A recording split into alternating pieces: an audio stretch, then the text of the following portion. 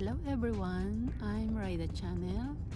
If you're new in my channel, don't forget to watch before subscribe. This is another travel vlog. Enjoy watching. It's a beautiful day. If you visit Japan with family, loved ones, and friends, you enjoy the beautiful nature here. Japan is the top contender for the most beautiful country sites to enjoy the natures and relaxing moment. Enjoy watching, guys. Hello guys, I'm here now in a mountain. Here they are, guys. The place are very surrounded by a beautiful natures and covered with the mountain and forest. Enjoy with my friends and eating for a lunch, a sweet tango and hot soba. Here the some menu, guys. You can find the Instagram and the famous is dango, soba or odeng.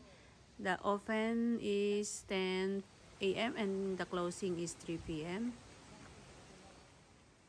I first time here in this restaurant and I hope to enjoy the moment here. Thank you so much for watching. Enjoy for watching, guys.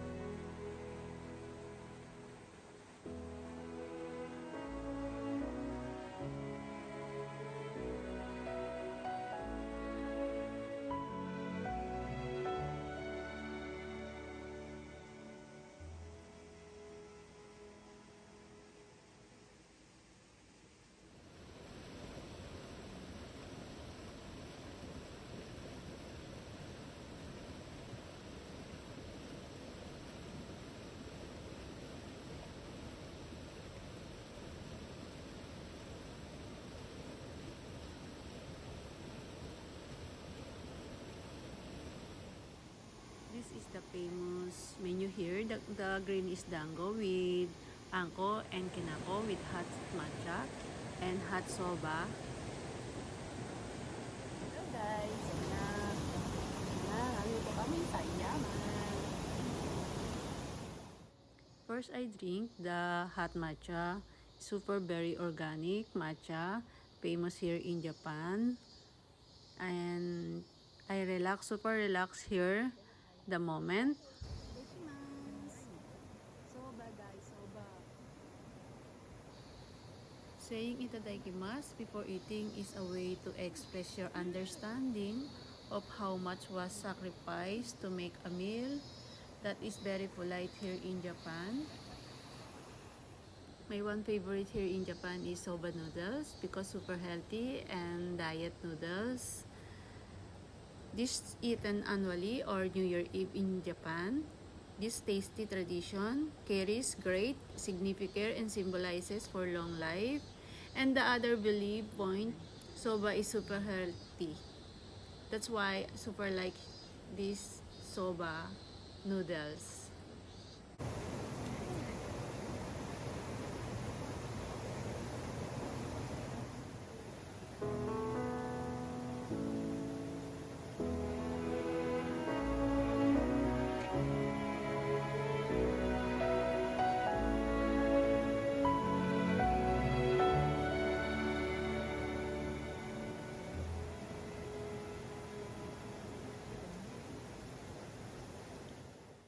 They call the green is dango. Dango are sweet Japanese rice dumplings that come in various flavors. The red is red beans, face angko. They are rather casual and everyday kind of tradition Japan, sweet, especially to drink with matcha. This very famous here in Japan, the dango.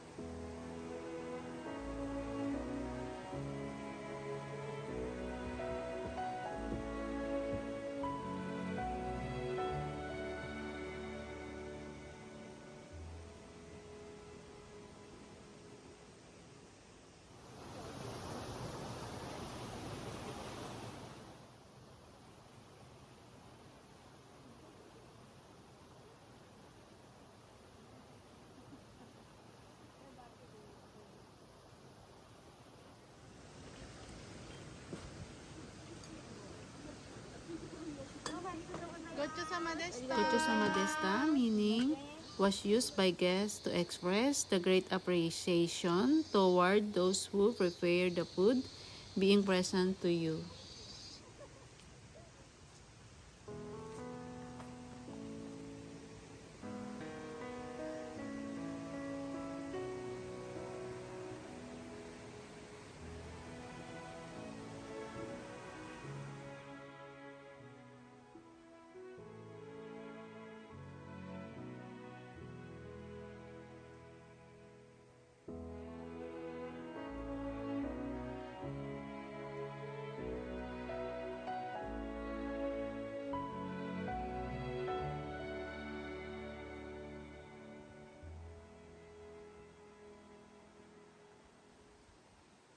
In the Bible, Proverbs 27 verses 9, sweet friendship refresh the soul and awaken our heart with joy, for the good friends are like the anointing oil that yields the fragrance incense of God's presence.